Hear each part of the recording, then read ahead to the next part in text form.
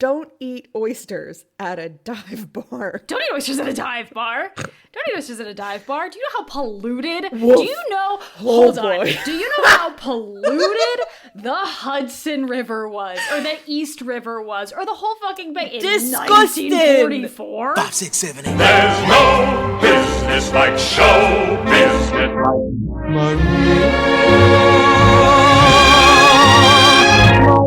Mamma mia, here I go again. My Of the music of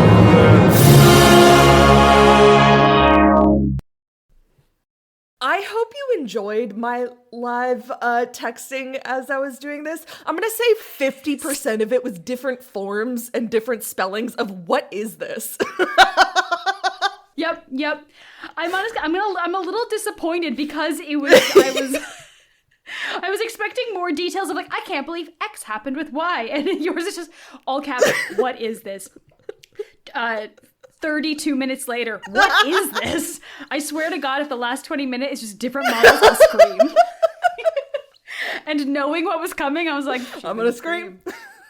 Insane. Rough. Insane. It's rough. It's rough out here. It's hard out here for a pimp. Man, I don't know what to tell you. It's rough out here. It's always fun when one of us has watched it before, like, the other, and it's just like, oh, I can't wait for you to get to this point. As I was watching this, I was like, oh, Grace is gonna love that, or Grace is gonna hate that. But welcome back to 5, 6, 7, 8, a movie musical podcast. Is this episode 101? 101.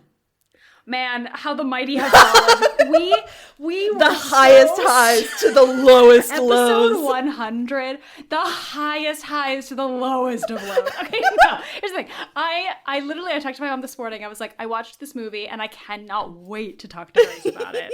I cannot wait to express my opinions into the void. But this is 5, 6, 7, 8, a movie musical podcast where we review and rate movie musicals and talk about big swings. Yeah. We are kicking off our second hundred. What's the word?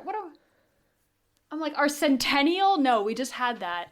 The new century with 1944's Cover not Carefree, which both of us kept trying to watch.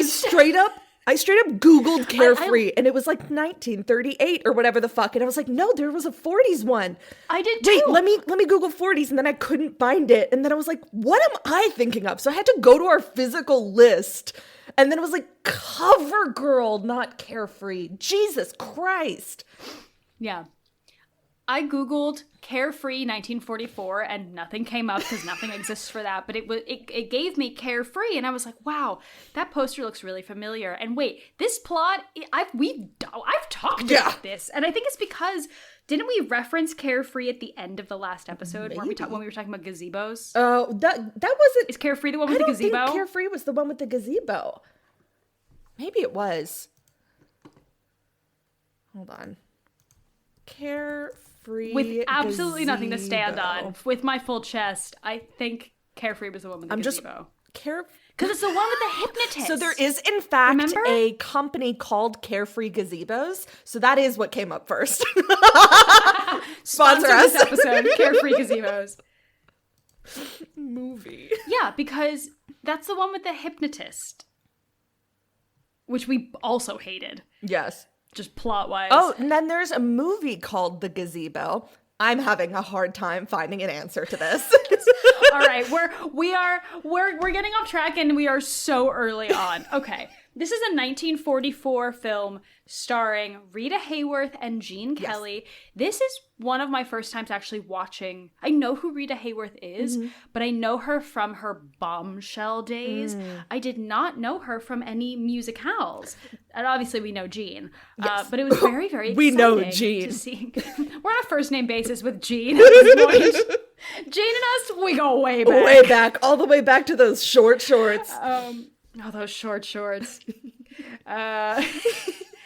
Okay. This movie also, what's the other guy's name? John Silver or something? I don't know. I used the wrong name for him for a very long time. What did you call him? I thought that he was I literally just searched for a first time. CoverGirl 19.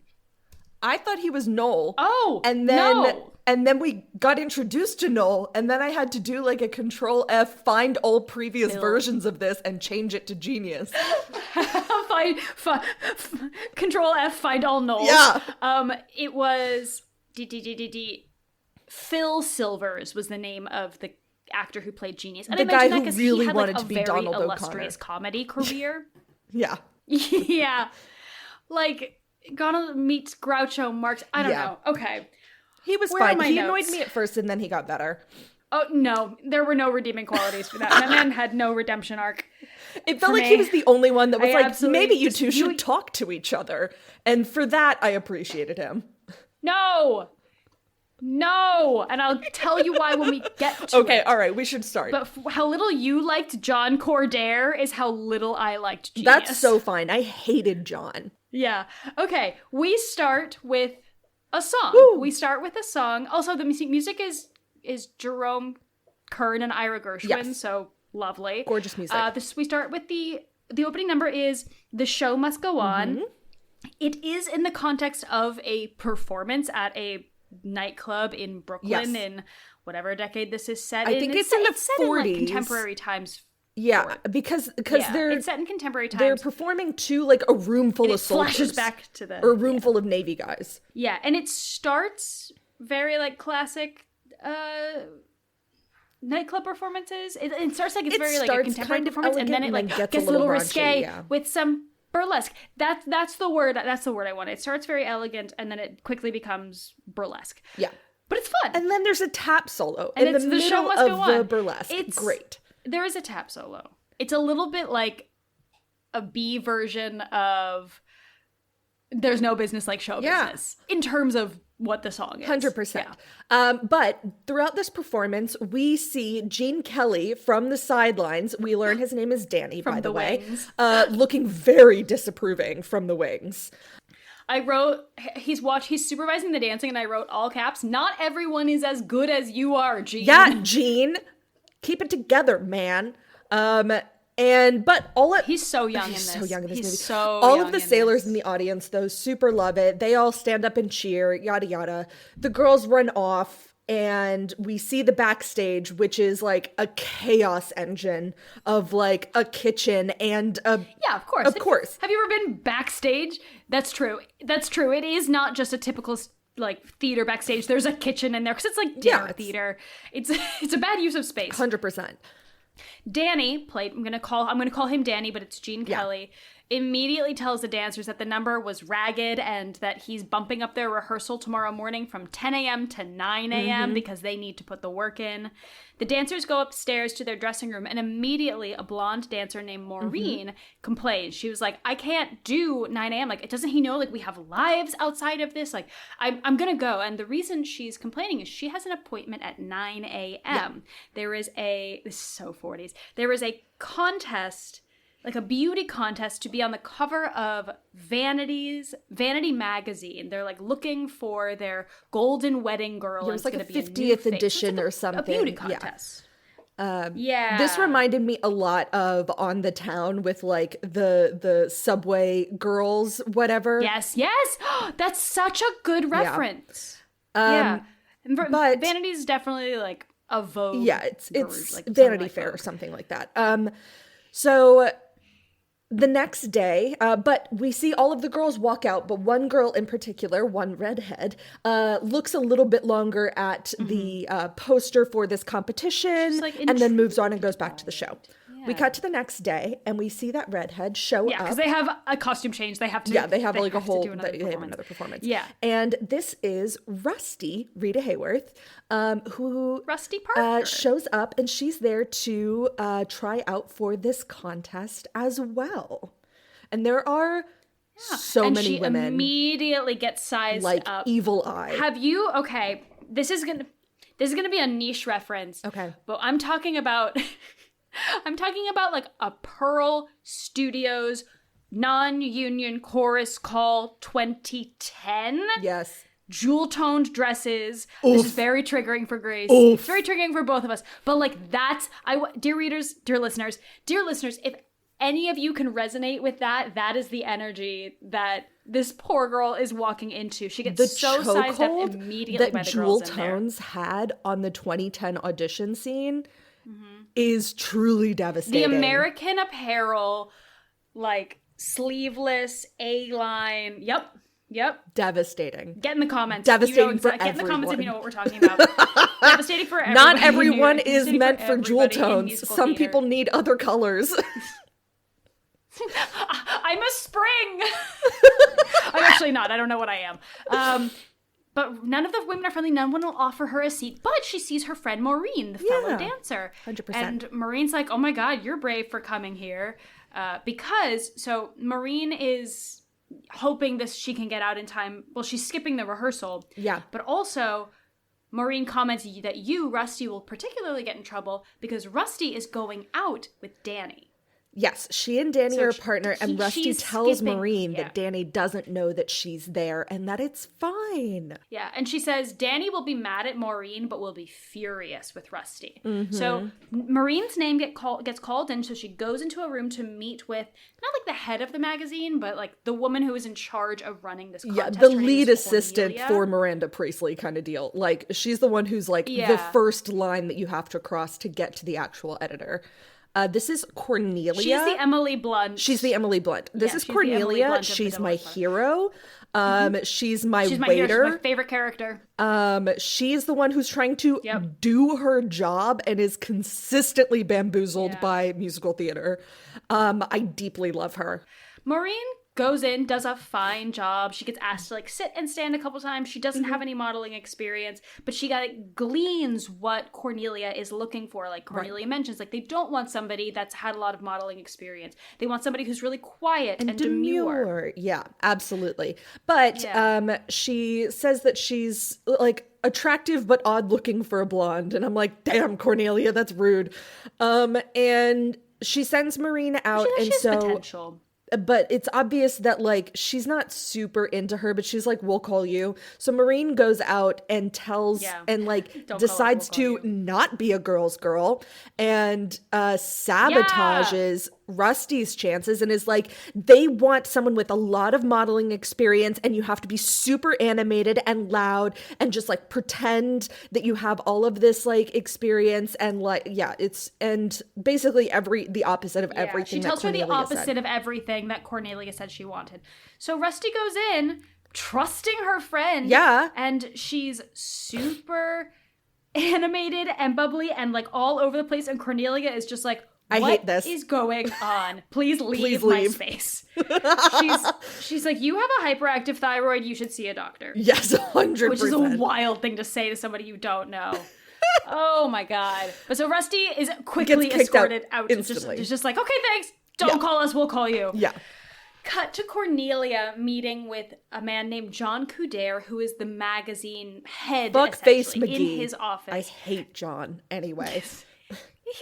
He is an older white man. I'm trying to think of like what Your he Honor, no looks further like. questions. Is a goatee. Who does he look like? It doesn't matter. It doesn't matter, but he's I like know an what you older white mean. man He and does who he runs does this have a magazine. vibe. I'll think about it. Yeah. And Cornelia is complaining about how he's not satisfied with any of the girls she's brought to him. Right. He's gone through like 10,000 options. She's exaggerating. Yes. But she's frustrated because he's not picking someone. And he goes, I want a new face. And I want like a story in her eyes. Yeah. And so Cornelia gives I call him John Cordair the entire time. Yeah. Mr. Cordair. Maureen's photos, because Maureen was one of the few girls that Cornelia thought was passable. And he goes, okay, let's where does she work? I want to see girls in their natural environment. So they plan to go to The dance hall. Maureen's job, which is Danny's nightclub, Danny McGuire's nightclub. Yes. To see her perform like that evening or the next day. Yes. So we cut back to the theater where the girls are arriving, and it must be the same day. Yes. And Danny because the girls is are like arriving, and Danny waiting by the door and is there with another performer that we're going to see. If we're doing an equation to Singin' in the Rain, this is the Donald O'Connor character. This is the third wheel that you're like, why are you here? But his name is Genius. He's another performer there. Anna apparently hates him. Yeah. Hate him. And but he's there. Hated him then, hate him now. He's there chatting with Danny, and all of the girls walk in, and then Rusty appears, and he starts grilling her about where she's been all day, because apparently she missed rehearsals. She skipped rehearsal. Yeah, the whole day, which I'm like, if you got kicked out so early, what were you doing? Anyway, that's a fair question. She eventually says, and it's like kind of roundabout, they never like come right out and say exactly what was going on, but she eventually comes out and is just like, oh, I went uptown for this opportunity, but they didn't like my face, so I tried to like skip ahead in my career, but slow is steady, yada yada. And Rusty reassures her. There's a lot of vague platitudes of like what it takes to survive in show business and how like if you become a star overnight, it's not real fame. It's like a flash in the pan. Your face isn't going to carry you. It's got to be like, it's like your feet are the ones that will carry you, meaning both like dancing and also like actual putting in the work. Yeah. And she makes a comment of how it's taking so long to become a star. And I was like, man, when did you start? And also, is he asking her to marry him? I was so confused. But then they kiss. Yeah. It's like, okay, that's what's they're going definitely on. together. And he reassures her that he loves her and loves her face and that they're working together to like make her career work. And they kiss and are instantly interrupted. He's not her manager, but by Genius, who like steps in between them. And I'm like, Genius, are you in love with Danny? Because you're such a cock block. Like, what is going on? Genius is in love with attention. Yes. In my opinions. And he complains that the business is falling apart without him. So we cut to him performing. Yes. He gets called on for his next song, which is called Who's Complaining? And he's the one singing it, but he has girls from the dancing ensemble like coming out as characters. So Maureen is a character, Rusty is a character, and then there's two others. We see Cornelia and John Couder in the audience to see Maureen, and they're like, we even said this before, the meeting and the magazine office is obviously in Manhattan. The nightclub is in Brooklyn, and there was a stigma back then. Once again, about like with On the Town, because this takes place in the exact same time frame. The whole thing is like, we'll go across the bridge to Brooklyn. They'll never find us there. It was an impassable like distance. So the fact that these Manhattanites are having to go to Brooklyn and slumming it in rough Brooklyn. Yeah. It's so funny. It's a lot for them. Rusty comes out as one of the dancers, and we get this close up of John Couder, who looks like he's seen a ghost. And Cornelia leans into him and points out Maureen. And we have one of those moments where he's in White Christmas, when Bing Crosby and Donald O'Connor are like, oh, I like the one with blue eyes, and he's like, I like the one with, you mean the one with brown eyes? Kind of at that moment where he's like, oh, Maureen's where they're like, both focusing on like, different I don't care people. about the blonde. Look at the redhead. Yeah, and John says, I want to see the redheaded one tomorrow morning in my office. And Cornelia's like, no. No. That one, she's insane and has a thyroid issue. Like, she's a leaping thyroid is how Cornelia describes her, and I love that term. I love her. But so we cut from the nightclub. The song ends. We cut from the nightclub back to John's like lavish, I'm sure, Fifth Avenue mansion. Crazy. They've gotten back from the show, and they're debriefing. And Cornelia's like, the fact that you want to see this redheaded girl who I just saw and already said no to confirms like you don't know what you want. Yeah. You definitely don't want this girl. And John explains that girl reminds me of a girl I met 40 years ago. And that I was in love with. Cornelia this painting of a woman that looks just like Rusty. And twin. Yeah. Cornelia was like, how did you get that? And he's like, that's not her. That's this performer, Maribel Hicks. And then we get flashbacks. Which is a device 40 years. Was so stupid. I hated it. So we flashback 40 years What, and the spend like flashback? You hated the flashback? 15 minutes in the past. In the 1900s. Great. The 1890s. Grace, famous hater of the past. Famous hater of the past, Grace. So I shouldn't have taken a drink of water before that. So we flash back and we see Maribel, who is Rita Hayworth. Like, it's the same actress. It's played by Rita Hayworth. Yeah. Singing a song called Sure Thing. This is obviously vaudeville based on the era. Yeah. In the context of a vaudeville performance. Yes. Yeah. It's a massive production. There's a lot of people going on. It makes no sense. It's like hippodrome levels. Hippodrome level, yes. Production. We see a young John who is a different guy, like a younger actor. We see a young John. Yes. Looks like he Insists- could have been played by young Joe Biden. Like, he just looks like young Joe Biden to me. Interesting. I was going with like Dan Stevens is what it reminded me of. Oh, I see that. I also thought he looked like your dad because your dad, younger Will, looks like young Joe Biden. Yeah. But anyway, But we see him just enraptured with this performance. yes, 100%. And he insists on going backstage. So he's sitting in a box with a guy who I think runs the theater. And he's like, I am in love with this performer. I need to go backstage. And the guy's like, she's spoken for by the piano player. Like, they're together.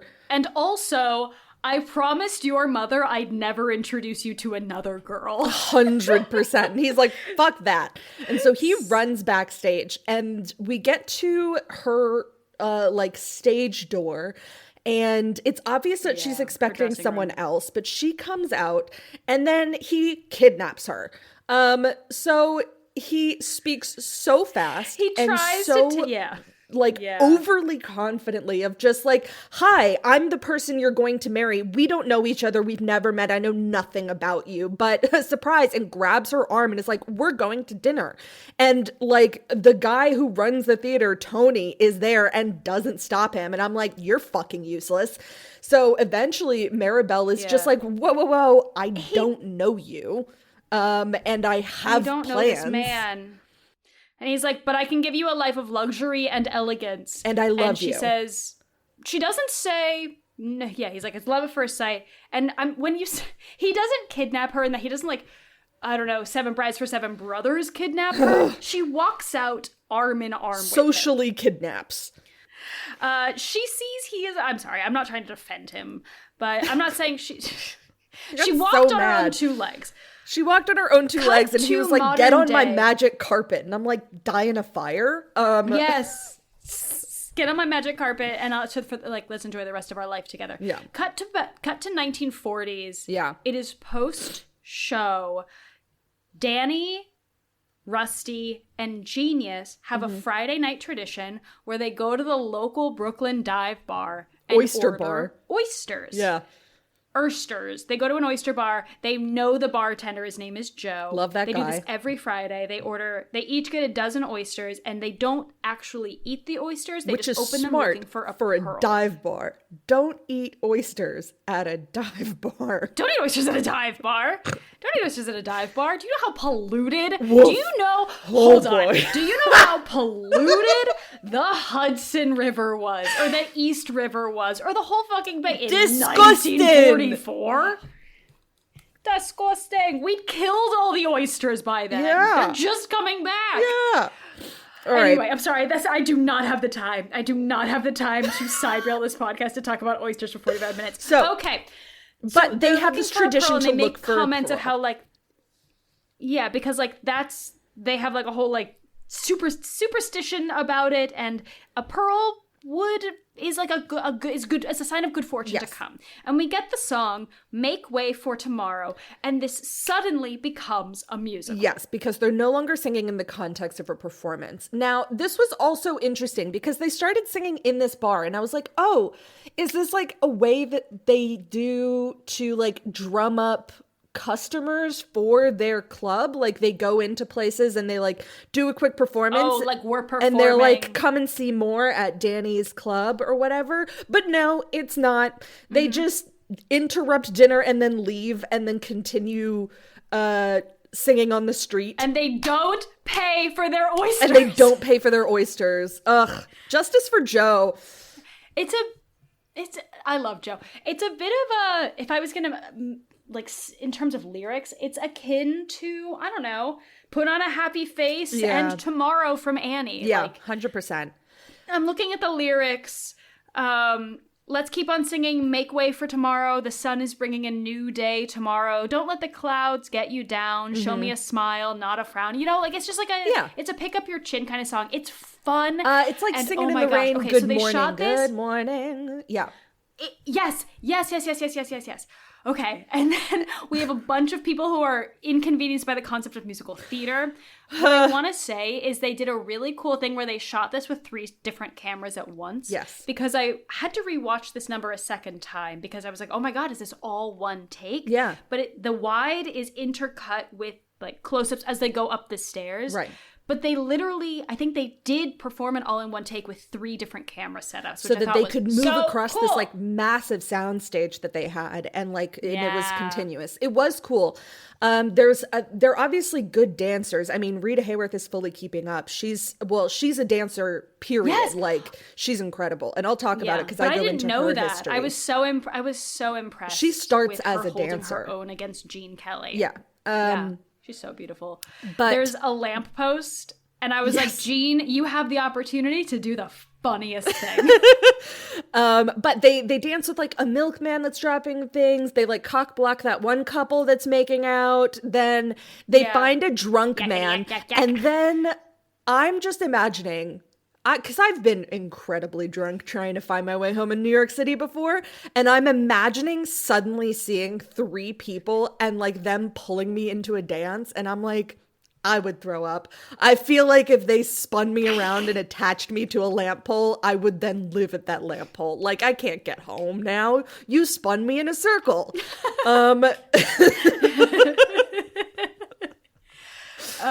That just then a police officer shows up, and these 3 numpties are just being menaces. So they quickly run up a flight of run up a brownstone and go inside. And at first, I thought they just went into a random house. But no, this is their building. Rusty lives across the hall from Genius and Danny, and I was like, what is this, friends? 100%. But they get to her door, and she's received a telegram. Yes.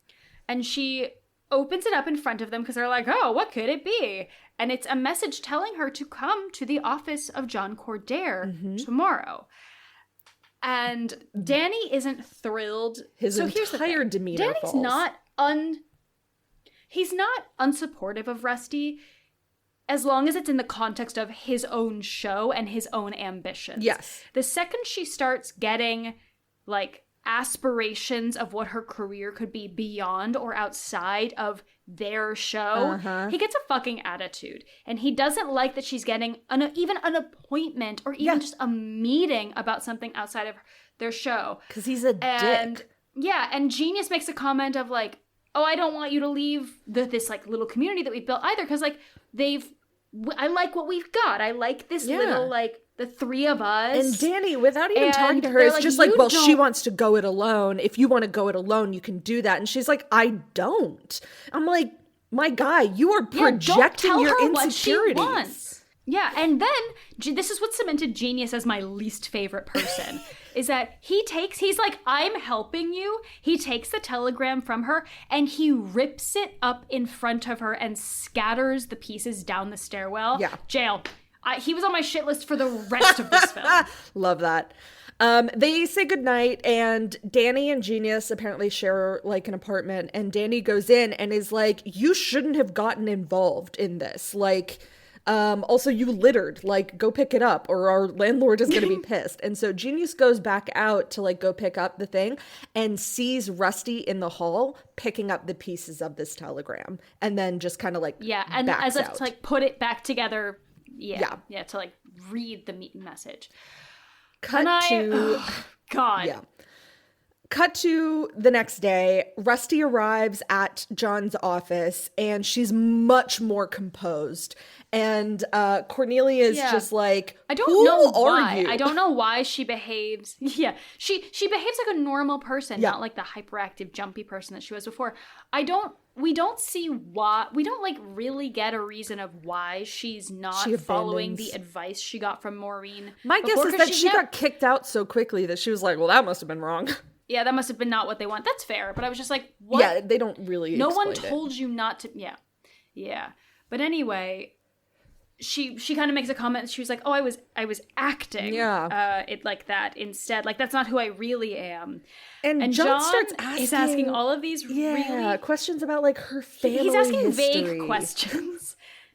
Yeah, because he's trying to figure out if she's actually related to his love, Maribel Hicks. Yeah. And he's like, was your mother a dancer? And she's like, no, my mother raised cattle, but my grandmother was a dancer. She was a famous performer. Her name was Maribel Hicks. And he's at first, I'm sorry, this really made me giggle, because at first he's like, yes, that's who I'm thinking of. Wait, your grandmother? Oh, I'm old. I know. It's like, wow, the years start coming and they don't stop coming. Yeah. That really made me go. But he doesn't explain really anything. Yeah, Cornelia has like a couple of fun lines, but he doesn't explain to her that he knew her grandmother. He just kind of like moves on from it, and he uses the same magic carpet line on Rusty, and I hated that. And then we get a makeover montage because they've chosen her for this photo shoot. We also established Maribel, her grandmother, did pass away 6 months ago. Oh, yes, very recently. Yeah. And he's sad about that. But yes, then we go into makeover montage. Love that. For, like, the bridal shoot, the cover shoot is happening right now. Right now, and she's so green. She doesn't know what to do on camera. And she's getting direction from John, and she's also getting direction from the art director, and they're conflicting. It's funny. It's like a lovely, splashy, glitzy makeover montage. In like a gold from the 1940s. wedding dress. Love it. Yeah. And then, bam, she is on the cover, and the magazine has come out. She's stunning. And we cut to the theater, and Maureen is pissed. And so... Yeah, because this is how she found out Rusty won. Yeah, so she found out that she didn't get it because the cover came out, and it was... Rusty on the cover. So she takes it and she's like, I know that Danny doesn't know about this. And so she posts it up outside, like on the like backstage billboard. They have like a bulletin board. And Genius comes in and sees it and is like, fuck, Danny cannot see this. And so he takes it off and tries to stop Danny from seeing it by acting like an absolute muppet. Absolute buffoon. But eventually he gets called on stage and he forgets and he drops it and Danny sees it, yada yada. And then Rusty comes in and the stupidest conversation in the world happens. I literally wrote all caps, and I'm going to step away from the microphone when I say this. Her success is not your failure, sir. 100%. It's just... But also, no, her response also, there was a moment where she's like, I know it came out, I should have told you, but you know, it's been out for a whole day and I haven't gotten a phone call, so I guess I'm a failure. And I'm like, ma'am, it's been less than 24 hours. People have to find you in the phone book. Don't even Do you know have how long that takes? Internet yet. Ugh. These people don't know how to talk to each other. And he says, I'm glad I'm wrong that you didn't instantly become famous. Yeah. And then the phone rings. This was my giggle. Called the New York News. This was my giggle. Asking if Rusty works there. Was the woman who picks up this phone said the funniest thing in the world. So this is another chorus girl who has a one-liner and I'm like, this bitch made the best of this line because she picks up the phone rings. She picks it up and is like, sure, I'll marry you. Who are you? And I was just like, what a way to begin a conversation. Just like, hello, I'll marry you. Who is this? Like... My queen. I loved her so much. It gave big Marissa Tomei and My Cousin Vinny energy. Yeah, very much that energy. But starting any phone call with, hello, I'll marry you. Who is this? Hello, I'll marry you. Yeah. And then we get... what... It's not by bubble, but we get the sensation of time passing via newspaper. By newspaper. As newspaper clippings, as we see column after column after column about Russ, like, being like, who's this amazing girl? You can go see her at Danny McGuire's bar in Brooklyn. Yeah. Oh, the face of... Because, like, it's a big deal if she's a magazine... the magazine covers are important or whatever. And then Especially suddenly, in this era you where, can't like, get a this is the table main... or a reservation. Yeah. Yeah. Like, the main form of media. And I'm like, this is good for your business. Why are you being an absolute... Well, and I think he's fine with it while waffle? she's still there. And then everything changes because John is like, you don't belong in Brooklyn. So he goes to the club and brings along a guy, Noel Wheaton, who owns a Broadway theater. And he brings him to the club to see Rusty perform. But surprise, it's mostly a Danny number. And I was like, oh, Danny performs too? First time we're seeing this. And yeah, first time we're seeing it's this. the song called Put Me to the Test. It's a very fun dance number, but it's mainly Danny. And then Rusty is sort of the main female dancer with him. And it's a really cute number. This is where I was like, text me when you get to Gene Kelly dressed like Fiyero. I had forgotten about that, but now that you re-mention it, yes, 100%. That's very funny. Like when Those Fiyero pants. arrives at Shiz, that is what he is wearing. That's what he's wearing. You're correct. You are 100% I'm literally correct. going to look, hold on. Put Me to the Test song cover girl 1944. Yep, okay. And then Fiyero Wicked Broadway. Come on, student. Oh, I'm wrong. He's wearing a red vest. I got confused with, like, he wears green later. Got you. When Fiyero... Okay, if you took, literally, just make Gene Kelly's outfit in this song red, he is Fiyero when he arrives at Shiz. Incredible. He's got that fucking stupid vest on. Anyway, I rest my case. Perfect. The defense rests. The defense rests. Now, Noel in the audience is like very similar to John 40 years ago, is overwhelmed with how incredible she is and is like, I have to go backstage to see her. And this is obviously... And he makes a comment that I'm so happy to see she's talented as well as pretty. Yes. So he goes backstage and it's obviously like... This must be the first time that this man who owns a Broadway theater has been backstage because he is being knocked over. I had the same thought. Yeah, it's like they're in the He's middle so of confused where why everyone it's so is busy. walking, and I'm like, pull over to the side, and keeps getting knocked around and is stopping them in the middle of their show and is like, I have to talk to you. And Danny's like, we have a costume change. Yeah. But it's very crowded, and Danny obviously isn't thrilled with Noel because he is like kind of not paying attention to Danny and is only looking at Rusty. And then John and Cornelia come out and are just like, oh, this is Noel. He owns a theater. He wants to talk to you. And Noel is like, I want to give you a job. And Rusty's like, I already have a job. And he asks Danny if he would consider selling Rusty's contract to him. And Danny says she doesn't have a contract. And this baffles Noel because Noel, one, can't comprehend just someone like working for good faith. Yeah. Like not like a performer not having a contract. Like not being forced and also that's to not stay how in it a works place. in the big leagues. Yeah, not being forced to stay. And Noel makes a comment of how you're going to see nothing but me from now on. Yeah.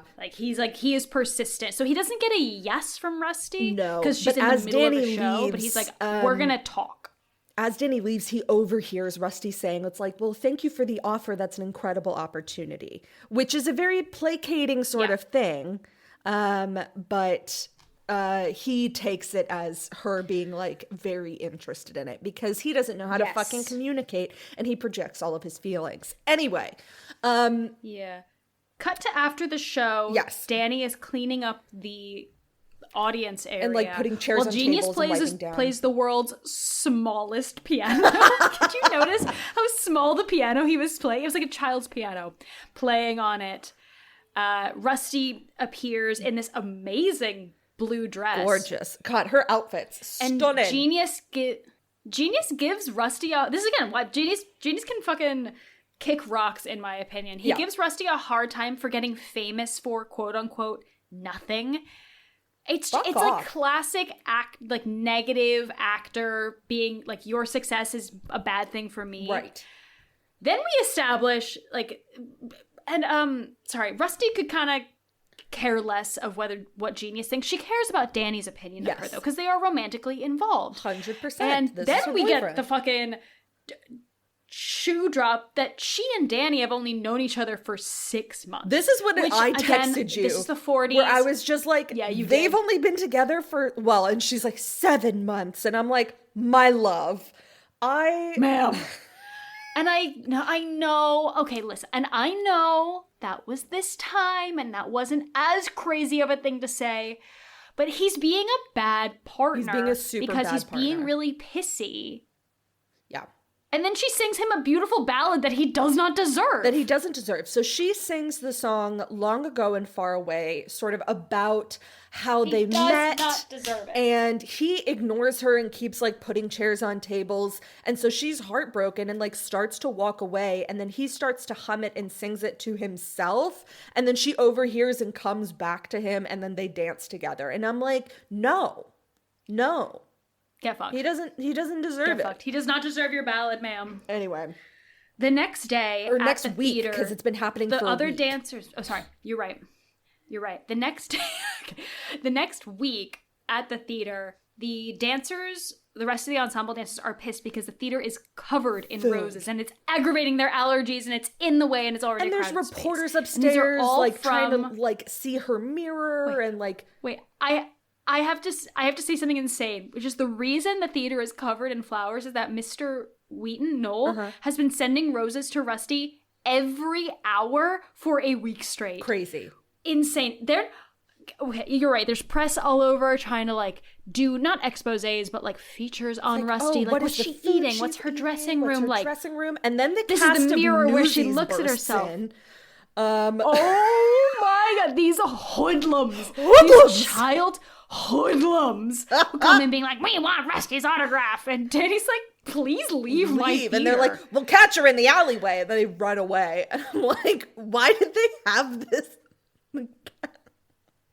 fucking Scratch Daniels or whatever the fuck that kid's name was? Like, yeah, that's a good memory. I think it was something like that. It was like, I don't know. Annie was all girls and this was mixed, but it was just like these feral child hoodlums just at the door. Spot I just Conlon, was expecting that's what it children. was. Scratch Daniels. Would you say Scratch Williams? Scratch Daniels? Honestly, the knockoff version of Spot Conlon is Scratch Williams. The Temu version. Okay. Anyway. At John Cordaire's house, we see Noel and John talking, and Noel is frustrated because he's a man who's used to getting what he wants. He was like, I don't understand why Rusty hasn't signed her contract yet. Why she flowers hasn't haven't joined worked." my show yet. Yes, and Cornelia is out there, like, lounging on a sofa, and she says, I love Cornelia. And she's like, you'll never draw a girl away from a man she loves with things. I know. And then John says an insane thing with just, like, old railroad tyrant energy. Yes. Which is, I want that child on Broadway. Big tycoon energy. Yeah, 100%. Big tycoon energy. Yes. And John is like, I'll get it sorted. And so we cut to the outside of their I'm trying to think. apartment complex. The main villain in Newsies says something insane like that as well. Where he's just like, I don't care if the children live or die. Like, something like something that. And it was the crazy. same energy. Yeah. Yeah. So we cut to outside of their apartment building. Rusty is sneaking out with Danny and Genius, and Danny is pissed because Rusty is like, I need to skip the second half of performances to go to an Or it's like the anniversary second show. party They're doing, at like, 2 John's shows that at I've been night. invited to. I'll be there for the first half. So her magazine cover was the 50th anniversary of the magazine. So it's like she needs to go as, which makes complete sense to me. Total sense. 100%. But so they're doing 2 shows each night. So she needs to skip the second show to go. And Danny's like pissy about it, which he's being pissy for personal reasons. For business, it's not like she had a swing, you know? It's not like this nightclub was established for like girls. But also it's not like it's a performance. Like they're like single songs. Like, you know? Yeah. That's true. It's not like there's a cabaret. plot. A plot in this club? No. Yeah. So but she kind of later bites back at him and is just like, well, you should be glad. And I don't know why you're pissed at John, because he's brought more business to your club than you've ever had. And he's like, I've been waiting for you to bring that up. And it's like, yeah, because you're insecure and you won't talk to your partner. Anyway. Yeah. We cut to the, like, slightly later that evening to the in-between shows where Danny learns that Rusty did the thing she told him she was going to do. She went to the party. And so Danny just advises the girls to spread out the spacing so that it's not obvious that they're missing their 6th dancer. Yeah. We cut to Noel and... so backstage, Genius tells Danny that they got a phone call and that Danny is invited to the party as well at John's place. And so he mopes but says that he'll go. To pick Rusty up. Yeah. Yes. We cut to John's palatial Fifth Avenue mansion. Danny arrives and there's no one there. So creepy. This was so creepy. John invites him in. It's ominous. John invites him in, being like, oh, there was a last minute change. The party moved locations, but won't you stay and have a drink with me? Man to man. Man to man. And I was like, you're about to get murdered. He's going to murder you. Murdered. He's going to wear your skin, murder you and wear your skin. Truly. Weird. Rusty is somewhere else. She's in a car with Noel. She's going to a secondary location. She's going... No. So Noel has picked her up and they're going to the same said party, but Noel's like, so actually we're going to do something. We're going to go to a secondary location and I want to show you because she's like, we're not on our way to John's house. Where are we going? Hoodwinked. And he's like, I'm kidnapping you. He says those words. Yeah. And I go, huh? And she's like, ah ha ha ha, what a lovely jape. And he's like, obviously you're not very scared of me. And I'm like, suddenly I am. What do you mean? And suddenly I am. And so he's like, no, I want to take you to my theater first. I want your help with something. And she's like, okay. Anyway, back to John's. Cutting back to John and Cordair talking. John Cordair essentially says to Danny the same thing he said to Maribel, which is like, I have the opportunity to give Rusty nicer things. Yes. I have the opportunity to a bit, and it's a bit of a, if you love her, let her go kind of a conversation. Yeah. And Danny clocks the photo of Rusty's grandmother, Maribel, on John's wall. And he's like, I don't remember Rusty sitting for that photo. And he's like, and John admits, like, that's not Rusty, that's her grandmother. And then he launches into this story of how his mother reacted when John brought Maribel to meet her. Yeah, that they were dating and that it was going super well until he brought her to his mom. Until he brought her, and he's very upper crust. She's a performer. His mother did not approve of the match. She looked down her nose and she made a comment of, poor John. Like, he's lowering himself to be with her. And as a result, Maribel wrote a song and performed it in her performance. Like, she was still performing years in her shows, a song called Poor John as payback for that experience. And then we get a flashback of Maribel, aka Rita Hayworth as Maribel, performing the song Poor John. It's for John. Not subtle. It is truly the worst breakup song that you could think of in our normal times. But what if they used the actual name? Like, what if they were like, this song is about John Mayer? Like, what if they, like... But it wasn't a breakup song. It was but it was a shit like, on this Your mother person. made me feel like your mother made me feel small and it is your fault that you put me in this situation. To be honest, I was so distracted by the outfits? accents. Oh, that too. And actually, I have a fact about this song in particular that I will reference part of. So there's some wild choices that are made in this particular song. And honestly, you could give or take this song. This song is not important. They are wearing... No, the Rita Hayworth and the male chorus wear these like pearlescent queen and king costumes. And the song is sung in an English accent, quote unquote, to honor the song's British origins because it was made famous. It's a real song. It's a vintage song from 1907. So it was not written for this musicale. And it was made famous by a British music hall entertainer. Interesting. So they are, which they're like kind of putting on to Maribel in this. They're like, oh, maybe she made it famous. Like she made this song her calling card in the movie. But they did a British accent to honor the song's It was not British origins. They didn't need to. It made no sense. Nope. It was not a British accent. Anyway, I didn't know if she was making fun of distracting. how John's mother maybe talked, like if she had like a very upper crust kind of accent and was trying to like make fun of that. You know what? That's a very believable take. But we never meet John's mom, so we have no way of knowing. No. John is pissed. He leaves in the middle of the performance and goes to wait in her dressing room.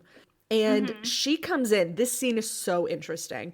She comes in and is so light and fluffy and just like, I'm not mad at you, John. Your mother was absolutely right. I don't belong in your society. I knew that, but you made me forget. And she reminded me. And he's like pissed and trying to like, no, I love you. We can forget her. She doesn't exist anymore. And then we hear a piano outside her open dressing room door playing a song, and she like stops this argument to listen to it. And she smiles, and he hears it and goes and slams the door shut. And she has this line where it's like, he's hard to keep out, isn't he? And I was like, oh, ma'am. So obviously this is her And the person playing the piano is her former beau. Who she was in love with.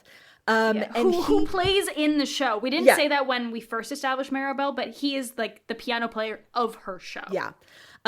He like closes the door and like goes to her and is like, I promise I love you. You will have everything you want and more. Like, I know you don't love me, but I will give you everything. Anything money can buy. Yeah. Yeah. Cut back to I feel like I reference this pretty regularly, but if you are familiar with Jason Robert Brown, it's stars in the moon energy. It's like, I will buy you whatever you want. Yeah, 100%.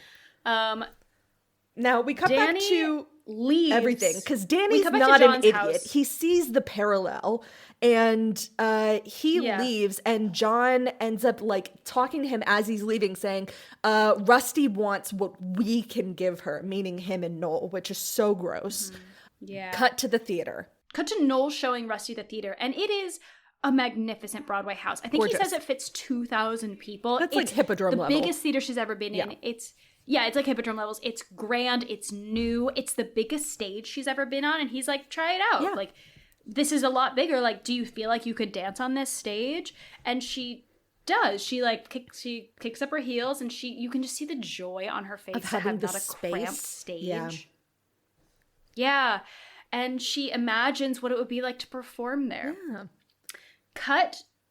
We hadn't established that it was Friday night, but it's the same night. So cut to Danny and Genius waiting for Rusty at Joe's Oyster Bar because it's Friday night. Oh, right. That was one thing that Danny said to John as he was leaving. He was like, I'm going to go and meet Rusty. We always meet, and I know where we're going to be. And she'll meet me there, and I know it. Forgot about that. And she doesn't show up. And it's like 1 a.m, and I'm like, let Joe go home. Yes. Let Joe this go man home. close his shop. Now, I will say, because there's a slight moment of this later, but they always sit in the same seats, and it's always Danny, Rusty, Genius. And there's like the three of them always sit together in that order in the same seats. So Danny goes to leave, and then we get one of the most interesting dance sequences I've ever seen. And this is my homework. I will say, Genius, like, goes to sit, like, to follow Danny, and Joe's like, don't follow him. Let him go. We see Danny walking the streets of Brooklyn. It's kind of like Red Hook Navy, Brooklyn Navy sure. Yardy kind of a situation. But he's talking to himself as he walks, like I can't like offer an her what inner they monologue can, from but his I can't reflection believe in she would store do windows. this. Yeah. And then we get a really cool number. Which is Danny seeing his mirror reflection in a window and dancing with it. And then the reflection hops out of the window. This is called the alter ego dance. And this is my homework. There's no song. There's no singing. It's just it's a musical dance. It's a dance. And it's him sort of fighting with himself in a way through dance. Fighting his demons. I did laugh because I was like, it's a really cool dance. And I think it's a great example for homework. Yes. I was also like, Gene Kelly is also so famously egotistical about his dancing. And I was like, of course. He's his own perfect dance partner. This is so classic. Like, he's his own, like, no one is as good as himself to be his own dance. I am my own dance partner. And I was just like, Jesus Christ. Yeah. But basically he has this whole, and what is so interesting about this is that it very much, it is done fully, obviously at this point without like CGI and anything, but this meant that the dancing had to be so spot on in its pacing, in its spacing, because he straight up just dances with a fake reflection see-through version of himself, which is done by having multiple takes being overlaid on top of each other. And it's so fucking cool looking and is really a Shout out to female editors. Shout out to editors. It's such a fun example of just lateral thinking with what you have available to you now, and just like I have an idea and we're gonna make it work with the technology I have. It's very cool. I thought it was really impressive for the time. Yeah. I guess not really knowing what else has been done similarly at the time. Yeah. Also, I'm so sorry. We might hear my roommates in the background. That's fine. And then he ruins it by defacing property. It ends with him throwing a garbage can through a window at his reflection that's kind of teasing him and yeah, it's a whole deal. Jail. Straight to jail. But he does. Sorry, that is destruction of property. I was like, where's that cop? And then all caps I wrote, why is every man behaving so badly? Everyone behaves badly. Anyway, cut back to the theater. And then it gets worse. Then it gets worse because it's time has passed, or maybe it's the next day. I don't know. Rusty arrives at the theater because she's showing up for her job, and she finds Maureen singing her number in the show. Yeah. And it's a bit of a, oh God, what's that movie where it's like, she was here, you weren't? I'm fucked. She's fucked. I'm ready. Camp the goddamn show must go on. Yeah. That's camp. Yeah. Which is also going to be on our list. That is a crazy song. Oh God. Oh my God. Wait. That's not what I was initially referencing. What am I thinking of? Where it's like, she was here, you weren't, or something. And Rusty is late. She's 45 minutes late. And she goes up to Danny. She's like, Danny, why the fuck is she singing my song? And she's like, I'm only 45 minutes late. And he picks a fight. And he decides that he's going to be a little dick about it. And she tries to explain what last night was. And like, I can't explain it to you because I can hardly explain it to myself. And she's like, well, every time that you're late, Maureen's going to go on. And since you're late more often than not, she's learning your stuff. And it's like, fuck. Because Maureen cares about this show. Maureen cares about this show more than you do. Yeah. And you don't because you're late. And he's like, I love this place more than anything, ... or anyone. And you could feel the ... in the script. Like, it truly was like, you could feel that was written in. God, these people don't. Bad behavior. Anyway, She cries and she's like, I have other places to go. Like, I don't have to be here. And he's like, then fucking go. And so she cries and she leaves. Cut to Broadway. Cut to her. I don't think it's opening night. I think it's like she does Wheaton's show. It's a smash success. We get Grace's head is in her hands. We get the song so many questions. Cover Girl, parenthetical, that girl on the cover. First question is, what is this? Okay. This is when you started asking what is this? Yeah.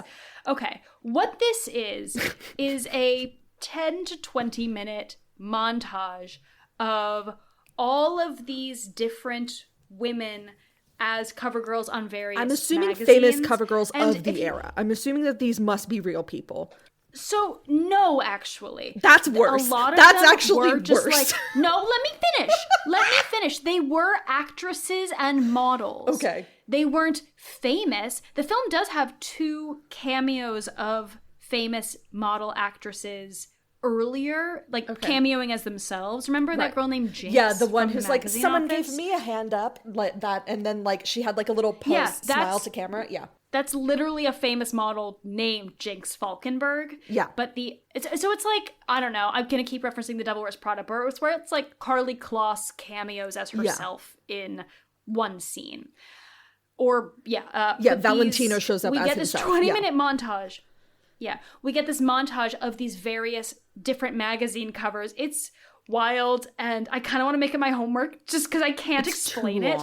But then it ends. It culminates in Rusty as the cover girl.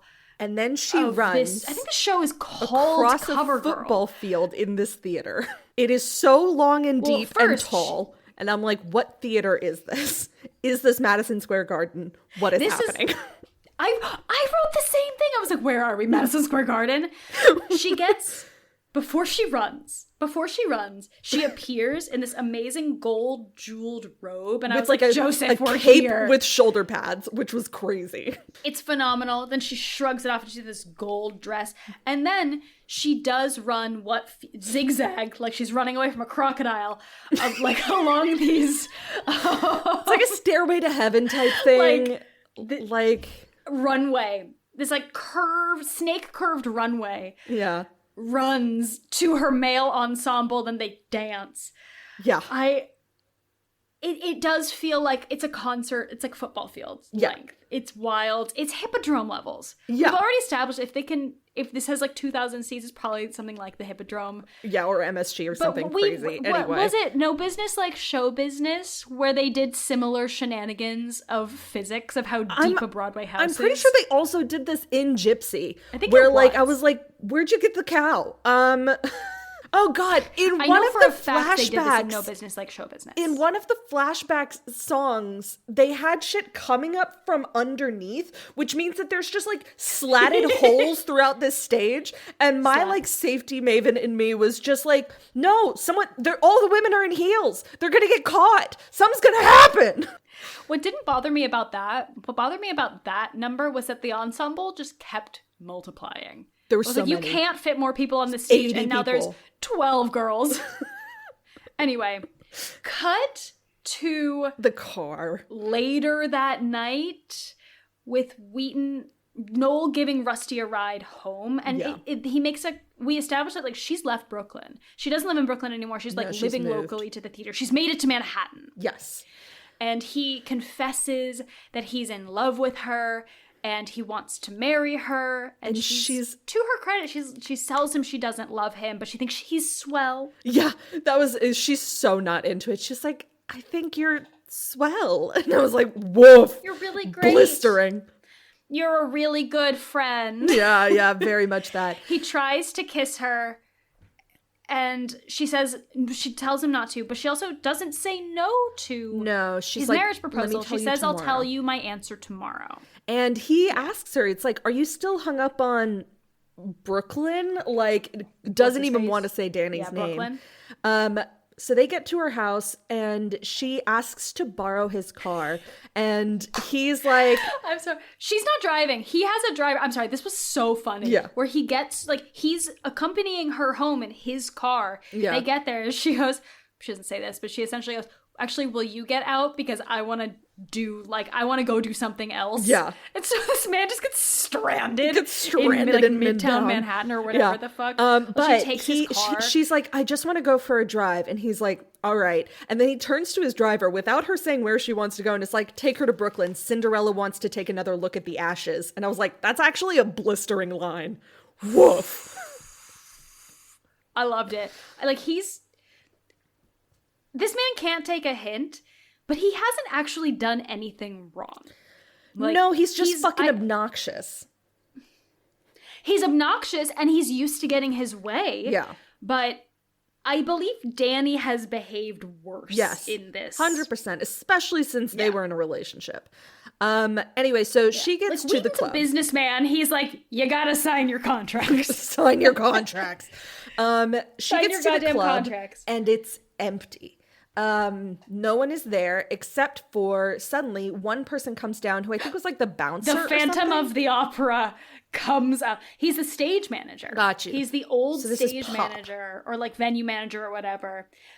Truly rises like the Phantom of the Opera from the floorboards. And he is a bit shitty to Rusty. Yeah. In that, where he tells her, he's like, not only is Danny not here, the show has closed because you left. The day after you left, Danny's closed the thing. Yeah. Which, like, is shitty because that put a lot of people out of work, but he's putting 100% of the blame on Rusty, and that's not fair. All Danny's fault. 100% Danny's decision. Yeah, that's Danny's decision.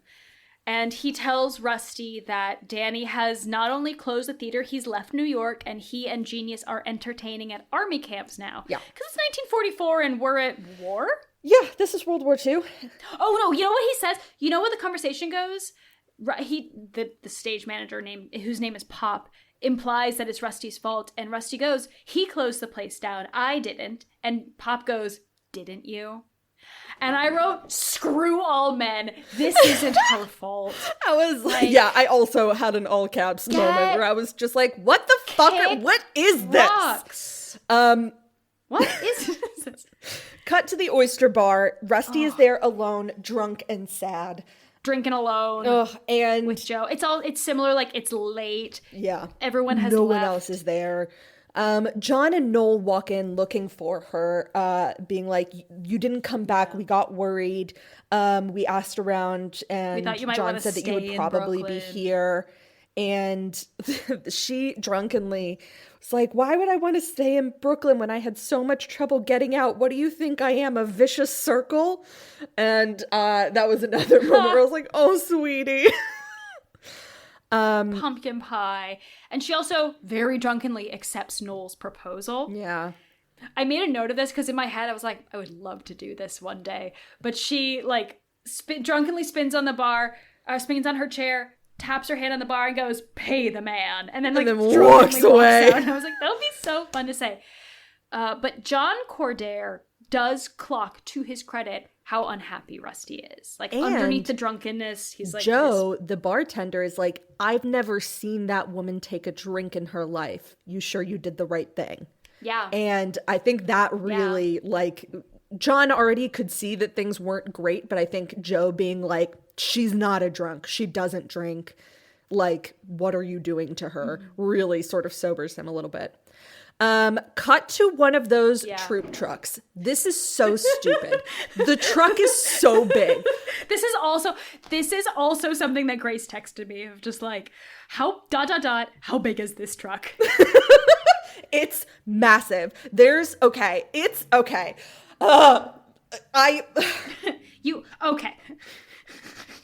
It makes no sense. So they're on this truck, like kind of what you would classically see like a troop transport truck, which normally there's like enough room for like two people, like two rows sitting on each side, and then maybe enough space for like one person to walk in between, or like a little bit more space. This one is so oversized that there's like a whole male's chorus and they tap dance. And I go, what?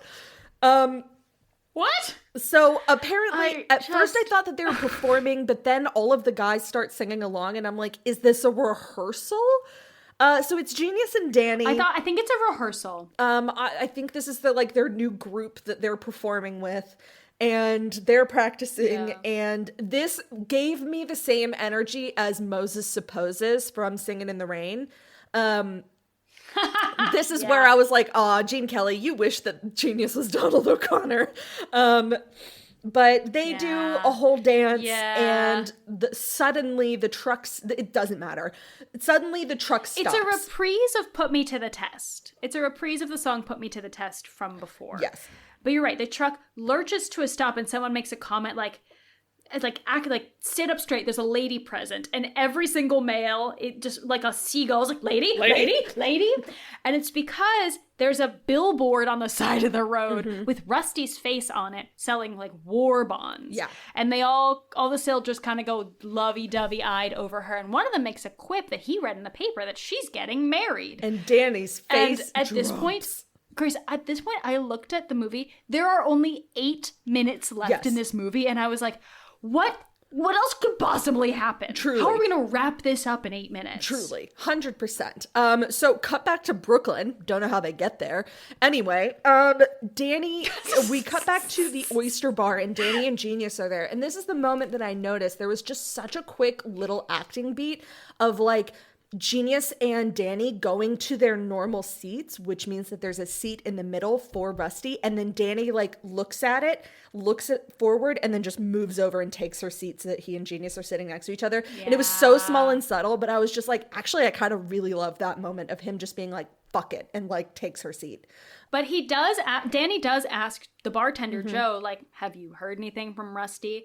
And Joe tells him, yeah, she's getting married tonight. Today. Yeah. But they do their normal order of oysters, and as the bartender is telling them that she's getting married tonight, Danny has opened an oyster but isn't looking in it, and Genius is like, holy shit, there's a pearl. So they pull out this like slightly elongated misshapen pearl, which is what normal pearls look like. Which is what a pearl looks like. Which I did appreciate that it wasn't a perfect, like, spherical, gorgeous thing. Danny, and it's like, this is luck. Like, we've been waiting for this.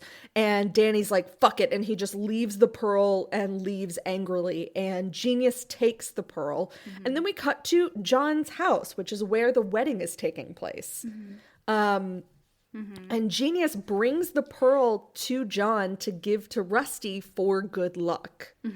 And Genius asks about Rusty, like, hey, is she happy? And John makes a comment that she's going out and getting a little tight, which means she's been going out and getting drunk. She's been drinking a lot, and she's been doing that more often than not, apparently, which we had previously established in that scene at the bar.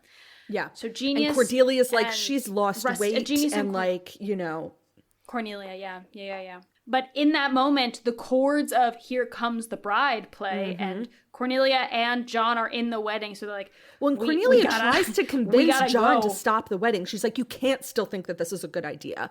And apparently Cornelia is the maid of honor. I don't know. She's walking down the aisle. John is giving Rusty away. And just then, as they're walking down this very long staircase aisle situation, Cornelia mentions like, oh, well, you know, now that you got a pearl in your pocket or something like that.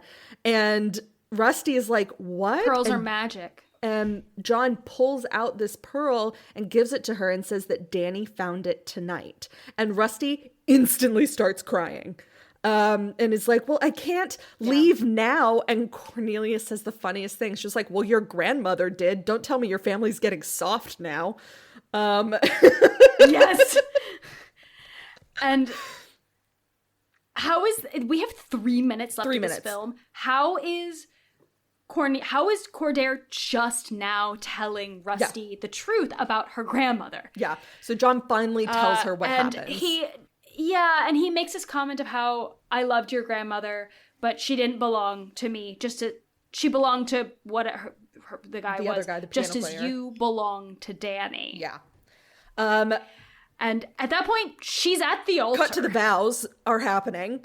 And then suddenly, like, the priest, whatever, is like, do you take this woman? And he's like, I do. And he turns to Rusty. It's like, do you take this man? And she's like, I don't.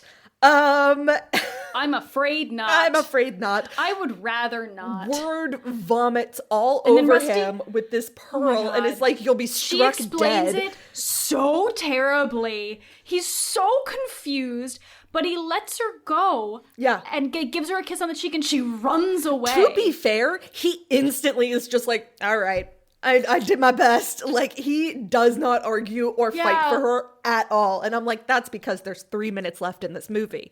And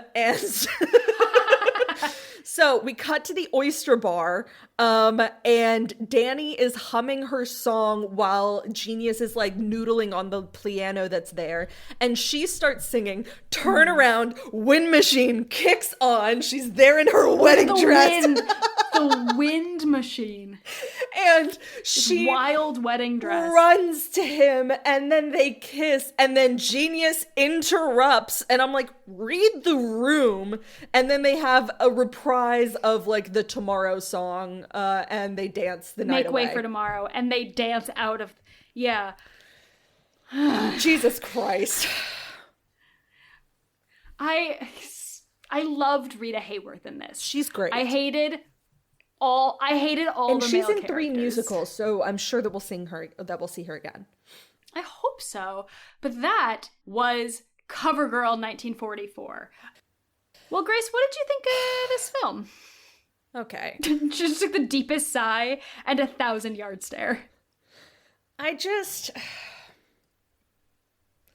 get so frustrated at bad behavior that it's hard to sometimes watch movies from a certain era because that behavior is normalized and expected. And then I'm like, am I holding this to a standard of my modern sensibilities? Like, is this a good movie if you took out my modern sensibilities of like, this is bad behavior, you know?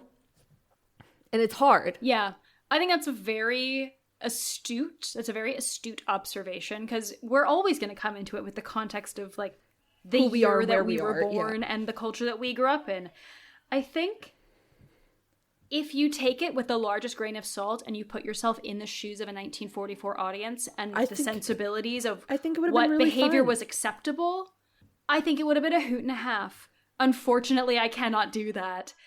But I can see what it would have been. Yes, yeah. Yeah. Every now and then we'll get a comment where someone will be like, how could you hate this movie? And it's just like, well, listen, first of all, our opinions are our own, and we're two dumbos who enjoy yelling about things. But also me enjoying a movie is not necessarily like whether or not it's historically important or like a good film.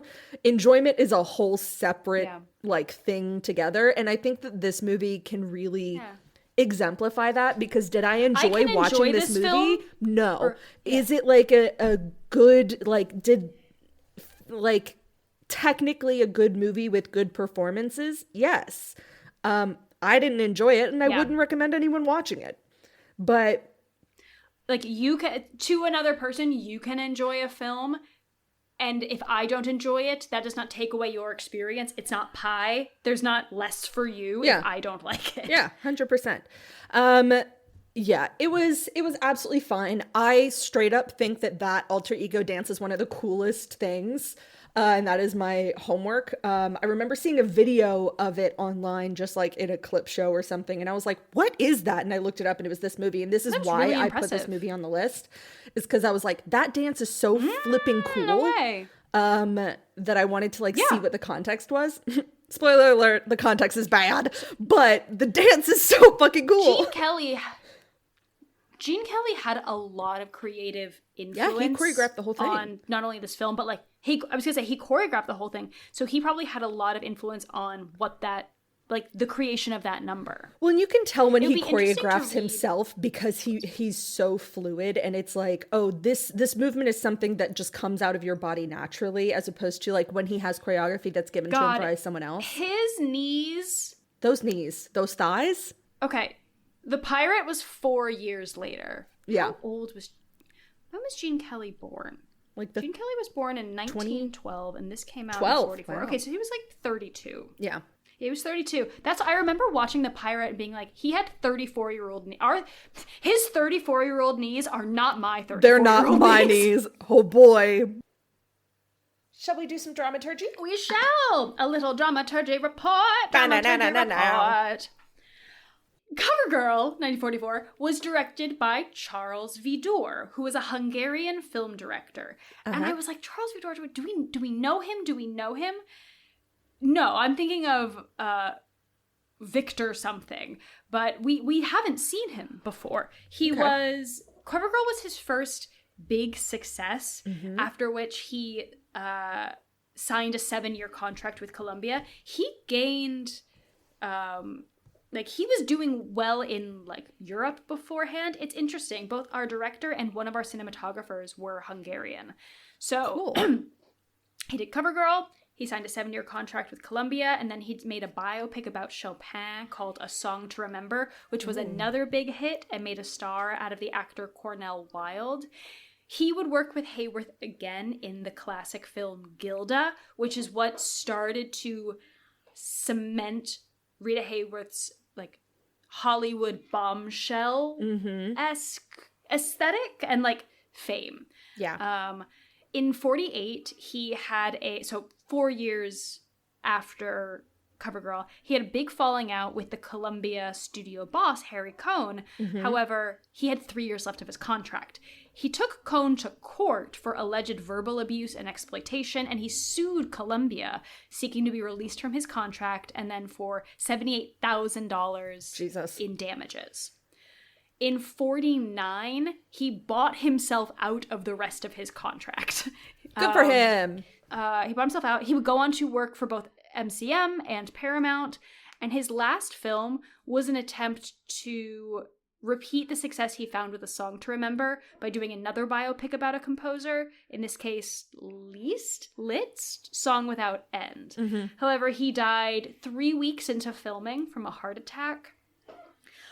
Allegedly in what is called in flagrante delicto, which is essentially you have a heart attack when you're having While sex. they're fucking. Yeah.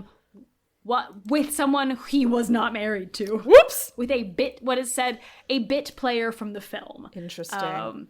So that's allegedly. Allegedly. Then we had two cinematographers for this, which was fun. I couldn't get a lot of detail on how they split the work, but we know there were we had that big, which is going to be my homework, I've decided, is what is it? Make Way to Happy. What's it called? Song. The song that I said was Tomorrow from Annie. Yeah. Make a Happy Place or whatever. How they had a 3-camera setup for it. Yeah. Put on a happy face. So the first director was named Rudolf Mate, who was a Polish-Hungarian cinematographer, not emigrating to the U.S., based in Hungary and Europe. Yeah. He made a name for himself in Europe, and then Hollywood came calling in 1935. He shot films in Hollywood for 12 years before turning to directing in 47. Alan M. Davey was the other cinematographer. He was American, had a long career in Hollywood, starting with silent films and going up through the mid-40s. This is actually his second to last film. He won an honorary Oscar for his work in 1938 on Sweethearts. And he's also known for working as an associate cinematographer on The Wizard of Oz.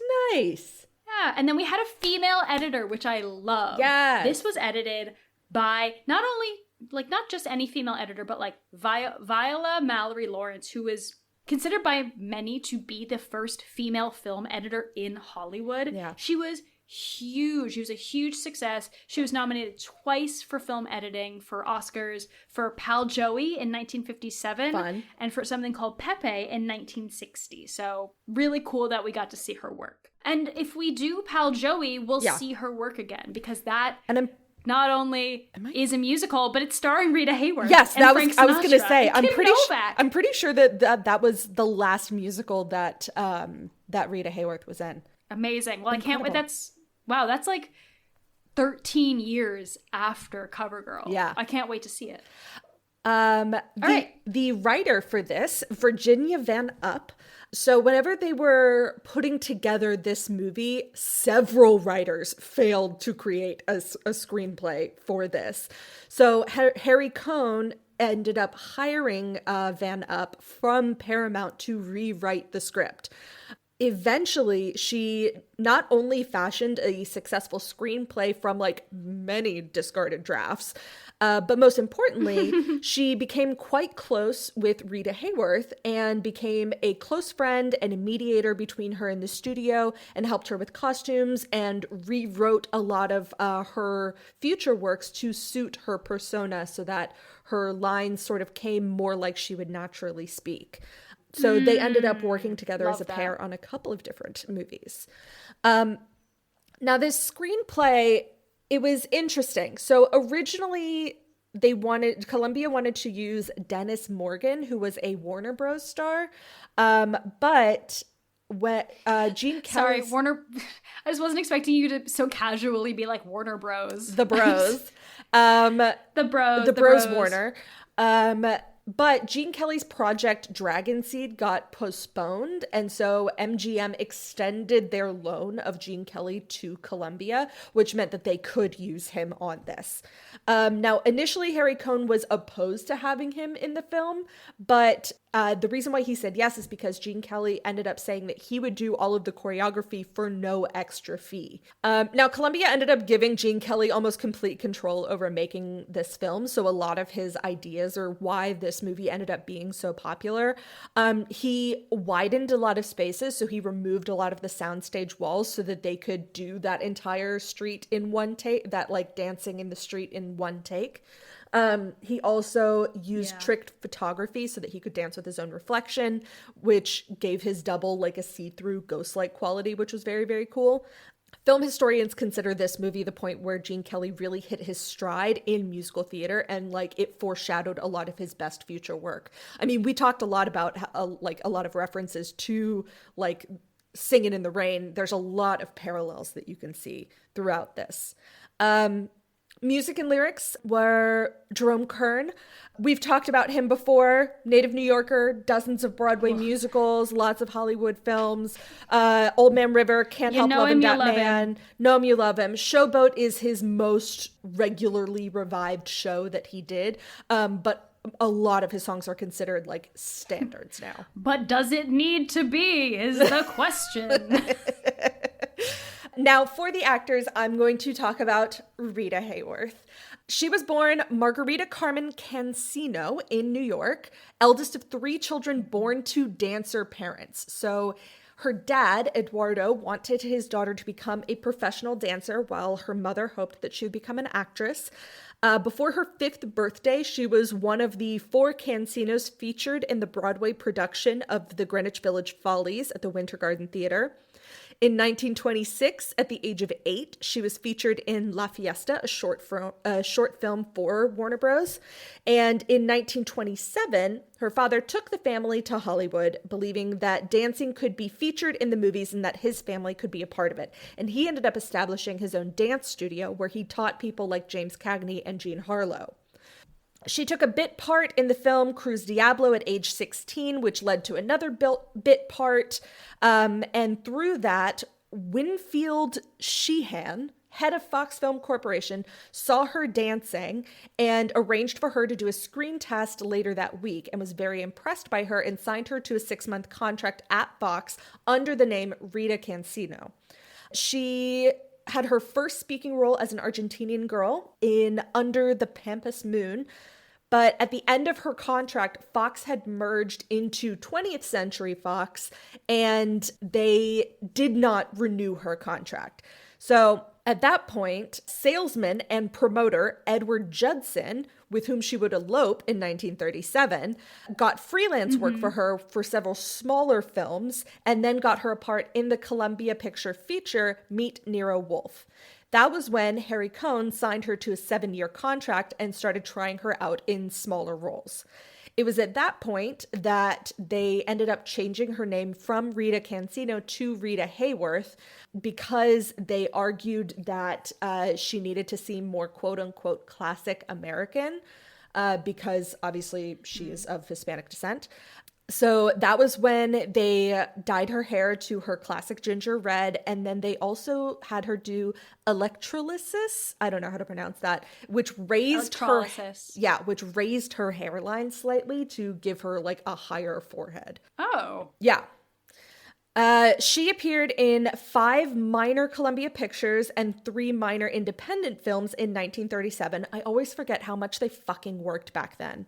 In 1939, Harry Cohn ended up pressuring the director Howard Hawks to use her for a small, important role as a, quote, man trap in the aviation drama Only Angels Have Wings, where she played opposite Cary Grant.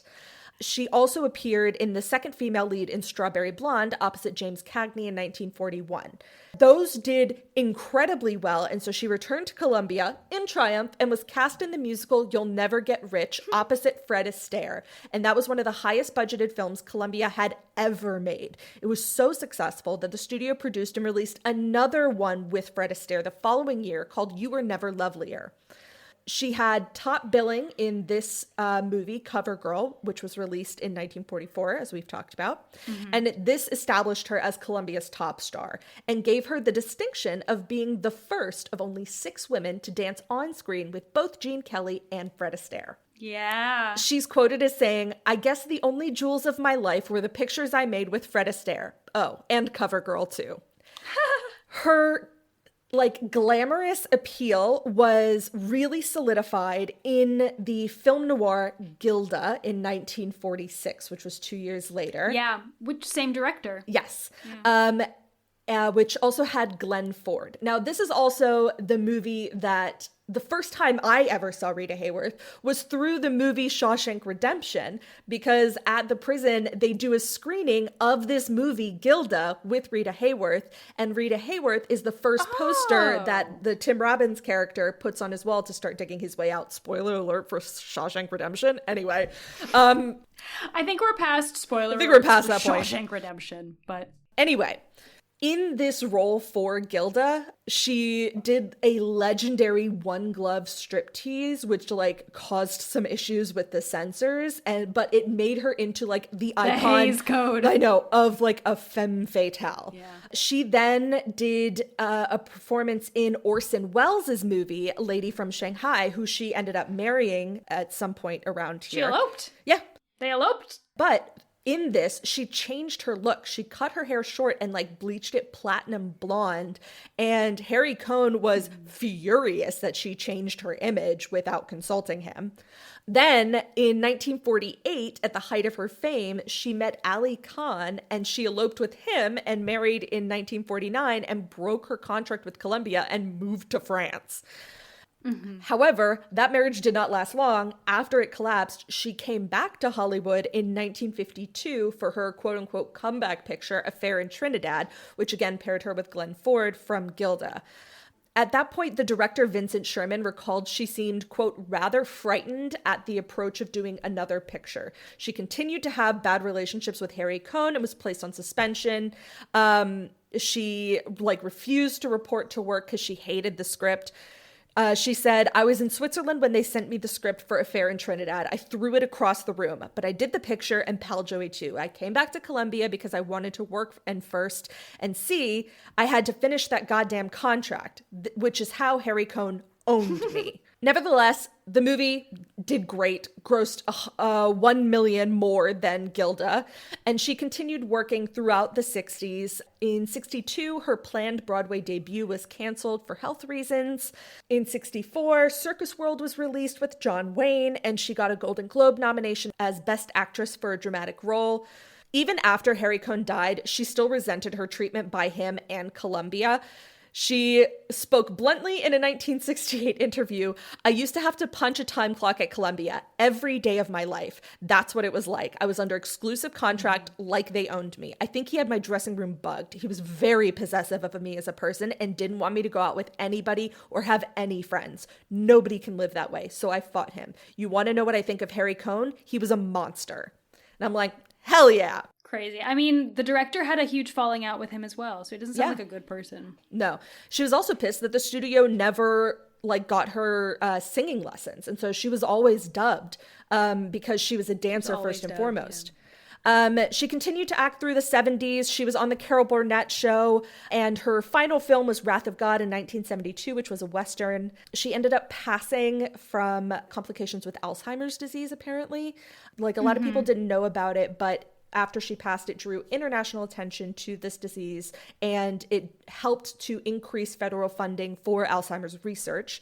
And the Rita Hayworth Gala is a benefit for the Alzheimer's Association, is held annually in Chicago and New York City. And as a little final quote about her, when Fred Astaire was asked who his favorite dance partner was, he at first tried not to answer the question, but later admitted, "All right, I'll give you a name, but if you ever let it out, I'll swear I lied. It was Rita Hayworth." He commented that Rita danced with trained perfection and individuality, and biographer Charlie Reinhardt described the two of them dancing together. There was a kind of reserve about Fred, and it was charming, and it carried over to his dancing. With Rita Hayworth, there was no reserve. She was explosive. And so that's Rita Hayworth. Wow. She continued to work her entire life and was an incredible dancer and just very charming person. There was a whole bunch, and I encourage people, it's not homework, but it's extra credit. If you want to read up about Rita Hayworth and the bombs in World War II, that's a whole thing as well. Yeah, that's a wild story. That's a wild story, this was already a long overview of a person, so I didn't want to go into it. Before we get into bombs. Extra credit, look up Rita Hayworth and the bomb. So in terms of reviews and reception, this was Columbia's first Technicolor musical, and it was also the songwriter's Arthur Schwartz's first venture into producing. It was a huge hit. It made Hollywood stars out of Hayworth and Kelly. It had a big budget. It made a lot of money. It's also, we talked about this, about how like this success of this film is what caused MGM to like notice Kelly as like a potential moneymaker. Yeah. It won the Oscar for Best Music, scoring of a musical picture, and it was nominated but did not win for Art Direction, Cinematography, Original Song, and Best Recording. It's funny, it was made the same year as Meet Me in St. Louis, so they were up for all the same awards. Fun. And so it was a bit of a like, they win this, we win this, they win this, we win this. Yeah. And the song Long Ago and Far Away, which is that ballad that Danny did not deserve, was ranked 92nd in the 2004 AFI list of like 100 years, 100 songs. Yeah. Yeah. In the Academy Awards, it found itself competing in several categories with the year's other top Technicolor musical, MGM's Meet Me in St. Louis. Yeah, that's hard. Singing and dancing? Singing and dancing. The dancing was stunning. I mean, and the singing was good. Yeah, 100%. I mean, yeah, like Gene Kelly can sing. Dancing, I'm so now, Rita glad Hayworth was dubbed. It was a real musical. It was a real musical. They did sing outside of the context. Who dubbed Rita Hayworth? Hold on. Her name started with an M, but it wasn't Marnie. Her name. I do want to Mia something. I do want to give her. I won't lie. When the first couple songs were in the context of a performance, I was like, oh no. Yeah. But then when they started singing at the bar, I was just like, thank God. Oh, yes. Her singing voice was dubbed by Martha Mears. Just want to shout out Martha Mears. Because she was lovely. She was great. Yeah, I mean, I especially in that one that felt like a precursor to Singin' in the Rain, the song. That was the three of them dancing through the streets. Like, it was Dancing in the Streets energy. There was so much movement. And I think I started it being confused because I thought that the song was going to be one thing and then it turned into something else. But it had so much kind of like... Make Way for Tomorrow. That's what it was.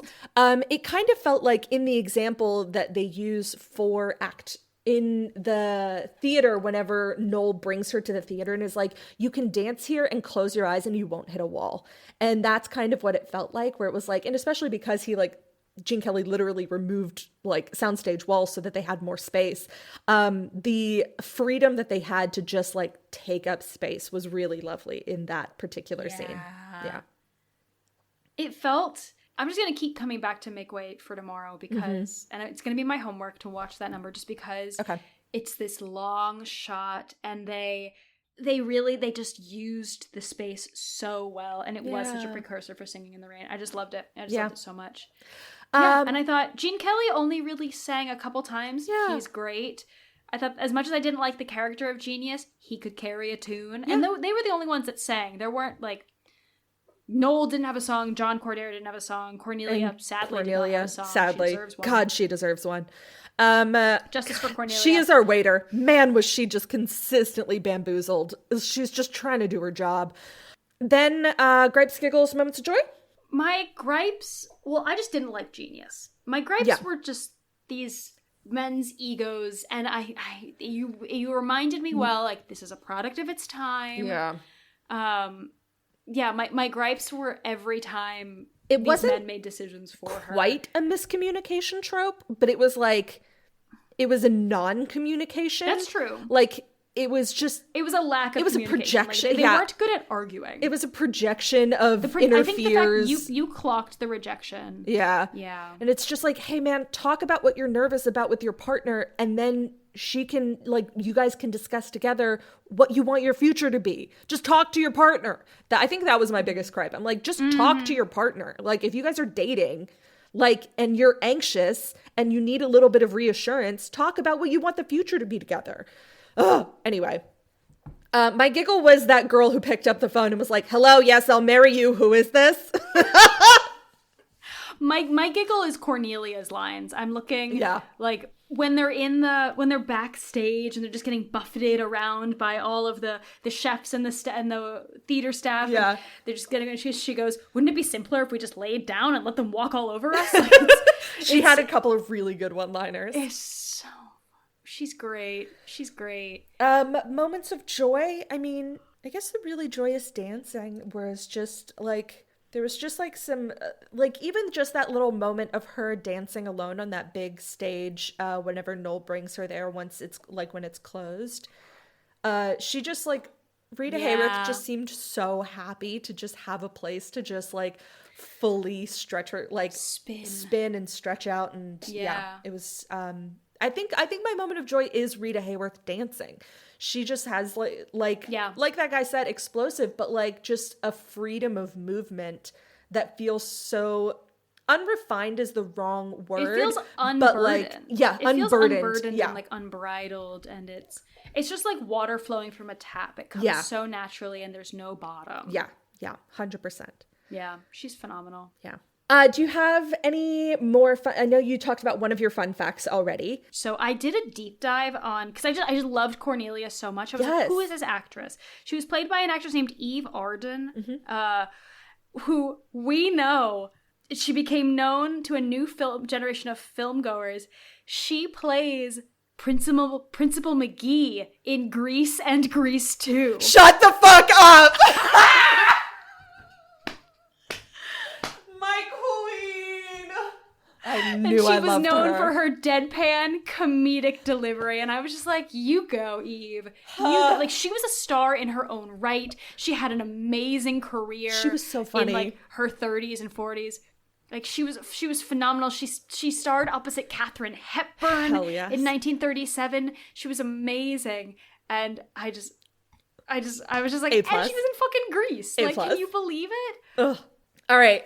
This was, they call it a reprised role, but it's like kind of, I guess. So basically, are you talking about, are you going to talk about Danny McGuire? yes. Okay, great. Because that was my other fact. Okay, cool. So basically, Gene Kelly played Danny McGuire in this movie, and then again in Xanadu, which we have already done, played Danny McGuire, which was based on the movie Down to Earth, which starred Rita Hayworth. So it's a big old circle. His character in Xanadu isn't directly Danny McGuire, but it is a character named Danny McGuire who like runs a club. Yeah. Like there's too many similarities to not 100%. flag. Yeah. But I also had that when I was just like, what are the fucking chances? Yeah. Crazy. Was that your second one? It was my second one. My other one was just more about like how they shot Make Way for Tomorrow, which is that they shot it simultaneously with like a long, a medium, and a close-up shot. Yeah. And they did it to like save time and cut down the number of takes. And I think it just worked really well in this instance. Because the movements they could were flow able within takes because it was all the same take. Exactly. Yeah. My last little nugget was during the middle of shooting, Rita Hayworth eloped with Orson Welles, coincidentally on the same day that they filmed the wedding scene of this movie. Yes. Which I thought was very funny. She was like, we gotta do this in real life as well. It's like once more with feeling. I've already talked about. I've already talked my other fun facts, which was that it was up against Meet Me in St. Louis, and we talked about Poor John. Yes. Which was yes. Yeah. So Poor John was a vintage song from 1907, made famous by Vesta Victoria, who was a British music hall entertainer. Nice. My homework is the alter ego dance. You've said that yours is Make Way for Tomorrow. Make Way for Tomorrow. Yeah. Yeah. So just two really good dances from this show, which I think were the things that shined in this. Yeah. I think that's all she wrote. I enjoyed talking about this more than I enjoyed watching it. 100%. But I didn't hate it as much as I've hated other musicals. Yes. Here's the thing. We set ourselves up for failure coming off of Mamma Mia. That's true. Like, it's hard. I was still riding the high of Mamma Mia. 100%. And then to just jump 60 years back. It's going to be a bit jarring. It's going to be jarring. Yes. Well, if that is all she wrote, thank you so much for listening to this very silly podcast. We love doing this. We love talking about these movies. If you're still with us, this has been 5, 6, 7, 8, a movie musical podcast. I have been Anna. I'm still Grace. Take care of yourselves and others. We'll see you on the next one. Goodbye.